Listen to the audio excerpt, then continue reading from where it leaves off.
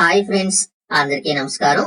దేశవ్యాప్తంగా ప్రతి రైతు అంటే పంట పొలం ఉన్న ప్రతి రైతు తప్పనిసరిగా ఒక గుర్తింపు కార్డు కలిగి ఉండాలనే ఉద్దేశంతో కేంద్ర ప్రభుత్వం ఈ యొక్క అగ్రిస్టాక్ కార్డులు అయితే తీసుకురావడం జరిగింది.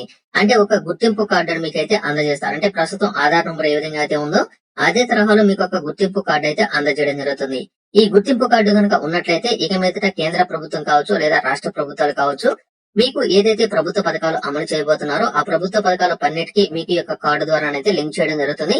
మీరు ఇక మీదట ఎటువంటి డాక్యుమెంట్స్ అనేది ఎక్కడికి తీసుకెళ్లాల్సిన అవసరం అయితే లేదు.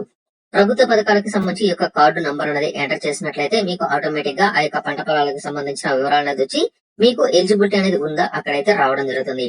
అయితే ప్రస్తుతం ఆంధ్రప్రదేశ్ వ్యాప్తంగా ఈ యొక్క రిజిస్ట్రేషన్ అనేది ఇప్పటికే ప్రారంభించడం జరిగింది. ఒక ఆంధ్రప్రదేశ్ లోనే పీఎం కిసాన్ పథకానికి సంబంధించిన రైతులు 60 లక్షల మంది ఉన్నట్లయితే తెలియజేశారు. ఈ 60 లక్షల మందికి సంబంధించి ప్రతిరోజు 20 నుంచి 30 వేల మందికి సంబంధించిన రిజిస్ట్రేషన్ అయితే చేస్తున్నారు. ఇప్పటికే మనకు చాలా వరకు రిజిస్ట్రేషన్ అనేది దాదాపుగా అయితే పూర్తి కావడం జరిగింది. అయితే దీనికి సంబంధించి ఆన్లైన్ విధానం ద్వారా 2 రకాలుగా మీరైతే రిజిస్ట్రేషన్ చేసుకోవచ్చు. మీరే స్వయంగా ఆన్లైన్ లో రిజిస్ట్రేషన్ చేసుకోవడం, లేదా మీకు సంబంధించి దగ్గరలో ఏదైతే అగ్రికల్చర్ అధికారులు ఉన్నారో వారి దగ్గర కనుక వెళ్ళినట్లయితే వారే ఈ యొక్క రిజిస్ట్రేషన్ అయితే చేయడం జరుగుతుంది. ప్రస్తుతం పీఎం కిసాన్ పథకానికి సంబంధించిన రైతులు ఎవరైతే ఉన్నారో అటువంటి వారందరికీ సంబంధించి ఈ యొక్క రిజిస్ట్రేషన్ అనేది ప్రారంభించడం జరిగింది. మిగిలిన రైతులు కూడా చేస్తారు, మీరైతే టెన్షన్ పడద్దు. ఎవరైనా సరే మీకు సంబంధించిన అగ్రికల్చర్ అధికారి దగ్గరికి వెళ్లి దీనికి సంబంధించిన రిజిస్ట్రేషన్ అయితే చేయమన్నట్లయితే వెంటనే మీదకి అయితే చేస్తారు, లేదా వారే మిమ్మల్ని డైరెక్ట్ గా కూడా కాంటాక్ట్ అయితే అవ్వడం జరుగుతుంది. ఇప్పుడు ఆన్లైన్ ప్రాసెస్ నేను మీకైతే చెప్తాను. ముందుగా మీరు ఇందులో రిజిస్ట్రేషన్ చేసుకోవాల్సి ఉంటుంది. ఆ తర్వాత మాత్రమే మీకు సంబంధించిన డీటెయిల్స్ అయితే ఎంటర్ చేయాల్సి ఉంటుంది. ఇప్పుడు ఈ యొక్క వెబ్సైట్ లింక్ నేను మీకు డిస్క్రిప్షన్ లో ఇచ్చాను. ఈ యొక్క లింక్ మీద ఓపెన్ చేసినట్లయితే మీకు ఈ విధంగా అయితే వస్తుంది. ఇక్కడ మనకు అఫీషియల్ అలాగే ఫార్మర్ అనే 2 ట్యాబ్లు అయితే ఉంటాయి. ఇక్కడ ఫార్మర్ మీద క్లిక్ చేసి ఇక్కడ మనకి సంబంధించిన మొబైల్ నంబర్ అనేది ఎంటర్ చేసి లాగిన్ అనేది అవ్వాల్సి ఉంటుంది. అయితే ప్రస్తుతానికి ఇందులో మనం రిజిస్ట్రేషన్ అనేది చేయలేదు కాబట్టి ఇక్కడ మనకు కింద చూసుకున్నట్లయితే క్రియేట్ న్యూ యూజర్ అకౌంట్ ఉంది కదా, ఇక్కడ క్లిక్ చేయాలి. క్లిక్ చేసిన వెంటనే ఇక్కడ ఏదైతే ఫార్మర్ ఉన్నారో ఆ యొక్క ఫార్మర్ కి సంబంధించిన ఆధార్ నంబర్ అయితే ఎంటర్ చేయాలి. ఇక్కడ ఆధార్ నంబర్ కి ఈకేవైసీ మనం చేయాల్సి ఉంటుంది కాబట్టి ఇప్పుడు నేను ఆధార్ నంబర్ అయితే ఎంటర్ చేస్తాను. ఎంటర్ చేశాను. ఇక్కడ వెరిఫికేషన్ మనకు పెండింగ్ అనేది ఉంది. ఎందుకంటే వెరిఫికేషన్ పెండింగ్ అనేది ఉందంటే ఇక్కడ మనకు కింద సబ్మిట్ బటన్ ఉంది కదా, క్లిక్ చేయాలి. క్లిక్ చేసినంటే మనకు ఏదైతే ఈ యొక్క ఆధార్ కార్డుకి లింక్ అయిన మొబైల్ నంబర్ ఉందో ఆ యొక్క మొబైల్ నంబర్ కు ఒక ఓటీపీ అనేది అయితే వెళ్ళడం జరుగుతుంది. ఇప్పుడు నేను ఏదైతే వచ్చిన ఓటీపీ అనేది ఉందో ఈ యొక్క ఓటీపీ నేను ఇక్కడ ఎంటర్ అనేది చేస్తున్నాను. ఎంటర్ చేశాను. ఇక్కడ వెరిఫై మీద క్లిక్ చేస్తున్నాను. ఇక్కడ చూసుకున్నట్లయితే your KYC details is below అని ఉంది కదా, అంటే మనకు సంబంధించిన ఆధార్ నంబర్ వెరిఫికేషన్ తో మనం లాగిన్ అనేది అయ్యాం కాబట్టి దీనికి సంబంధించిన పేరు అలాగే మనకు సంబంధించిన డేట్ ఆఫ్ బర్త్, ఇక్కడ చూసుకున్నట్లయితే ఐడెంటిటీ టైప్, ఇక్కడ మనకు సంబంధించిన అడ్రస్ అన్ని ఇక్కడైతే రావడం జరుగుతుంది. ఇలా కిందికి వచ్చినట్లయితే ఇక్కడ provide mobile number link to agri platform ఉంది కదా, దీనికి సంబంధించి మనం ఒక మొబైల్ నంబర్ అనేది లింక్ చేసుకోవాల్సి ఉంటుంది. వీలైనంత వరకు దీనికి సంబంధించిన ఆధార్ నంబర్ ఏదైతే లింక్ అయిన మొబైల్ నంబర్ ఉందో దాన్ని లింక్ చేసుకోండి. ఇప్పుడు నేను ఆధార్ కి లింక్ అయిన మొబైల్ నంబర్ ఇక్కడ ఇస్తున్నాను. ఇక్కడ మనం క్లిక్ చేసిన వెంటనే మనకు ఒక పాపప్ అనేది రావడం జరుగుతుంది. ఎప్పుడైతే మనం ఇక్కడ అంటే మొబైల్ నంబర్ ఎప్పుడైతే ఎంటర్ చేసి పక్కన మనం ఎక్కడ క్లిక్ చేసినా కూడా ఈ విధంగా ఓటీపీ అనేది అయితే అడుగుతుంది. ఇప్పుడు మనకు మరొక ఓటీపీ వచ్చింది. ఈ ఓటీపీని కూడా నేను ఇక్కడైతే ఎంటర్ చేస్తున్నాను. ఎంటర్ చేశాను. వెరిఫై మీద క్లిక్ చేస్తున్నాను. చూసుకున్నట్లయితే నాకు మొబైల్ నంబర్ కూడా వెరిఫికేషన్ అయితే అయిపోయింది. ఇలా కిందకి వచ్చినట్లయితే ఇప్పుడు మనం ఒక పాస్వర్డ్ అయితే సెట్ చేసుకోవాల్సి ఉంటుంది.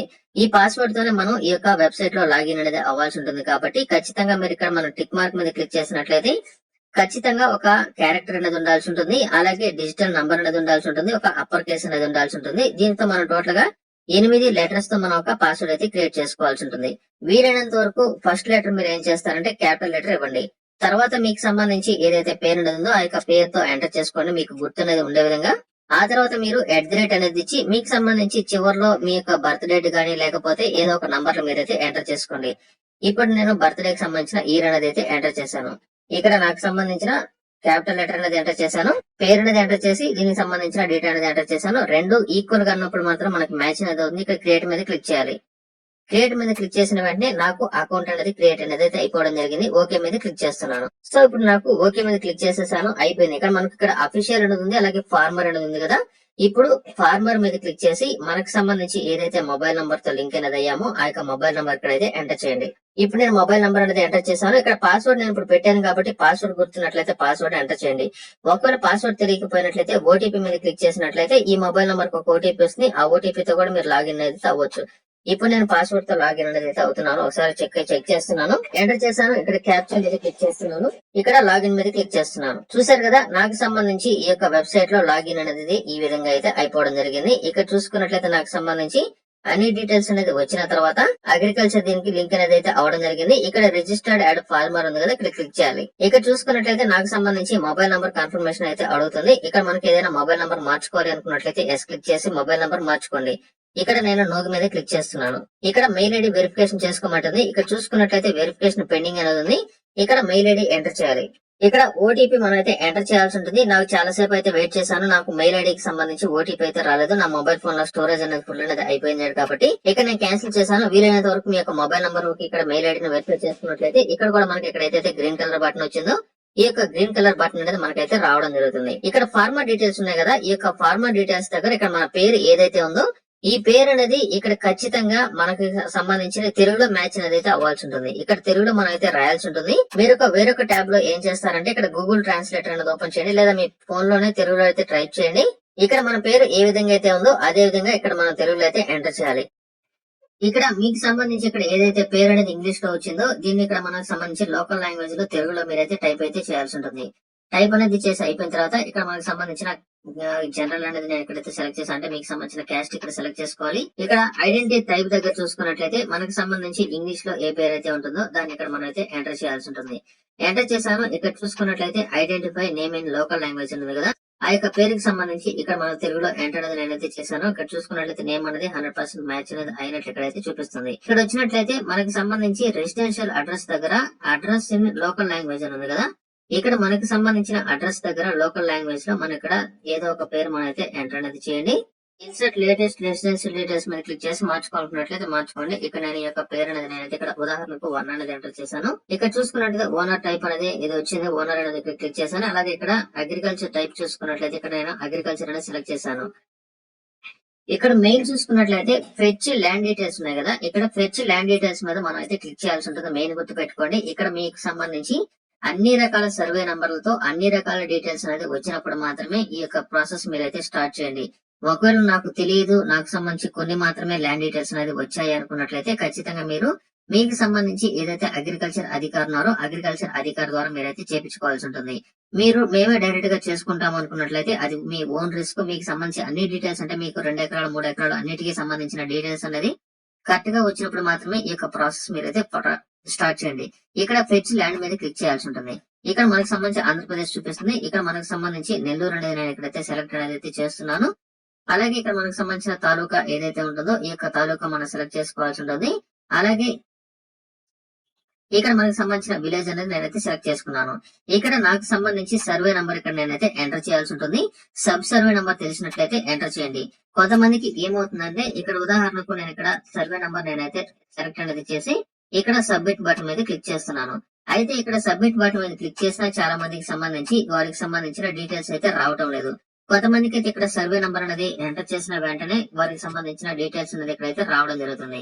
ఇక్కడ నేను ఎన్ని రకాల సర్వే నంబర్ అనేది ఎంటర్ అనేది చేసినా కూడా ఇక్కడ నాకు సంబంధించిన సర్వే డీటెయిల్స్ అనేది రావడం లేదు. ఎందుకు రాలేదంటే ఉదాహరణకు మీకు సంబంధించిన పేరు అనేది ఇందులో లేకుండా ఉండొచ్చు, లేకపోతే ఇందులో మీకు సంబంధించిన ల్యాండ్ డీటెయిల్స్ అనేది మీ పేరు మీద అంటే మీ యొక్క ఆధార్ కార్డు తో ఉండకపోవచ్చు. ఇప్పుడు మీరు ఏం చేస్తారంటే మీకు సంబంధించిన సర్వే నంబర్ కరెక్ట్ గా ఉందా లేదా ఒకసారి అయితే చెక్ చేసుకోండి. ఇక్కడ నేను మరొకటి అయితే ఎంటర్ అనేది చేసి సబ్మిట్ బటన్ మీద క్లిక్ చేశాను, అయినా కూడా రాలేదు. ఇప్పుడు మీరు ఏం చేస్తారంటే ఇక్కడ సబ్ సర్వే దగ్గర స్టార్ మార్క్ మీరైతే ఎంటర్ చేయండి. స్టార్ మార్క్ ఎంటర్ చేసి సబ్మిట్ మీద క్లిక్ చేసినా కూడా రాదు. ఇప్పుడు ఏం చేస్తామంటే my name is in there list of owners అంటే ఓనర్స్ లిస్ట్ లో నా పేరు అనేది లేదని ఇక్కడ మనం క్లిక్ చేయాలి. క్లిక్ చేసిన వెంటనే ఇక్కడ మరలా మనకు సంబంధించి ఇక్కడ ఒక స్టార్ మార్క్ అనేది ఎంటర్ చేసి తర్వాత మనం ఏం చేస్తామంటే ఇక్కడ చూసుకున్నట్లయితే అప్పుడు మనకు సంబంధించిన ల్యాండ్ డీటెయిల్స్ ఇక్కడ కరెక్ట్ గా రావడం జరుగుతుంది. అప్పుడు ఇక్కడ క్లిక్ చేసి మనకు సంబంధించిన అగ్రికల్చర్ డీటెయిల్స్ అనేది ఎంటర్ చేసి మనకి ఏదైతే పేర్లు కావాలో ఆ పేర్లు అనేది సెలెక్ట్ చేసుకుని సబ్మిట్ బటన్ మీద క్లిక్ చేయాలి. అప్పుడు ఇక్కడ చూసుకున్నట్లయితే వెరిఫై ఆల్ ల్యాండ్స్ ఉంది కదా, వెరిఫై ఆల్ ల్యాండ్స్ మీద క్లిక్ చేసినట్లయితే మనకు సంబంధించి ఎన్ని రకాల ల్యాండ్స్ అనేది ఉన్నాయో అవి మనకైతే రావడం జరుగుతుంది. ఇక్కడ సోషల్ రిజిస్టర్ డీటెయిల్స్ దగ్గర రేషన్ కార్డు లేకపోతే ఇక్కడ రేషన్ కార్డు నంబర్ అనేది ఎంటర్ చేసి ఫ్యామిలీ మెంబర్స్ సంబంధించిన ఐడి అనేది ఎంటర్ చేసి ఇక్కడ సెలెక్ట్ డిపార్ట్మెంట్ అప్రూవ్డ్ అనేది వస్తుంది. ఇక్కడ రెవెన్యూ డిపార్ట్మెంట్ మనం అయితే సెలెక్ట్ చేసుకోవాలి. అప్పుడు రిమైనింగ్ అన్ని టిక్ మార్క్ అనేది మనం పెట్టుకొని సబ్మిట్ మీద క్లిక్ చేసిన వెంటనే మనకు ఈ విధంగా మనకు ఓటీపీ లేకపోతే బయోమెట్రిక్ అనేది అడుగుతుంది. ఇక్కడ నేను ఓటీపీ అనేది సెలెక్ట్ చేసుకున్నాను.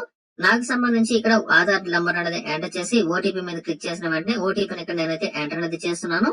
ఓటీపీని ఎంటర్ అనేది చేసిన వెంటనే మనకు సంబంధించిన అప్లికేషన్ అనేది సబ్మిట్ అనేది అయితే అయిపోతుంది. ఆ తర్వాత మనకి సంబంధించి ఏదైతే ఇప్పటి వరకు అప్లై అనేది చేసామో దానికి సంబంధించి ఇక్కడ స్క్రీన్ మీద చూసుకున్నట్లయితే మనకి సంబంధించిన ఫార్మర్ ఐడితో ఆ యొక్క రైతుకి సంబంధించిన అన్ని రకాల డీటెయిల్స్ ఇక్కడైతే రావడం జరుగుతుంది. ఇందులో మీరైతే మీకు సంబంధించి అన్ని కరెక్ట్ గా ఉన్నాయో లేదో ఒకసారి అయితే చెక్ చేసుకోండి. ఆ తర్వాత దీనికి సంబంధించిన స్టేటస్ అనేది ఏ విధంగా చెక్ చేసుకోవాలో ఇప్పుడు నేను మీకైతే చూపిస్తాను. సో మరలా మీరు ఏం చేస్తారంటే హోమ్ పేజ్ లోకి అనేది వచ్చేసి ఇక్కడ చెక్ ఎన్రోల్మెంట్ స్టేటస్ ఉంది కదా, ఇక్కడ క్లిక్ చేయాలి. క్లిక్ చేసినట్లయితే మీకు ఏదైతే ఎన్రోల్మెంట్ ఐడి అనేది వచ్చిందో ఈ యొక్క ఐడిని ఇక్కడ ఎంటర్ చేయండి, లేకపోతే ఆధార్ నంబర్ ద్వారా చెక్ చేసుకోవచ్చు. క్లిక్ చేసిన వెంటనే ఇక్కడ చూసుకున్నట్లయితే ఆటోమేటిక్ గా జనరేట్ అనేది అయితే అయిపోవడం జరిగింది. ఒకవేళ మీకు వెంటనే కాకపోయినా 24 గంటల తోపల ఖచ్చితంగా మీకు సంబంధించి ఈ యొక్క సెంట్రల్ ఐడి అనేది మీకు అంటే రైతుకి సంబంధించిన ఐడి కార్డు మీకైతే జనరేట్ అనేది అయితే అయిపోతుంది.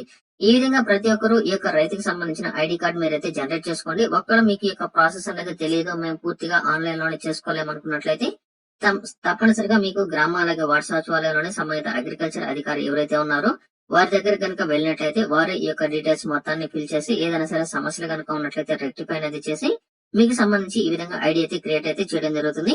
ఇది టోటల్ గా ఈ యొక్క వీడియోలో. ఈ వీడియో మీకు నచ్చినట్లయితే లైక్ చేయండి, షేర్ చేయండి, అలాగే viral Vasu YouTube channel subscribe చేయడం మాత్రం మర్చిపోవద్దు.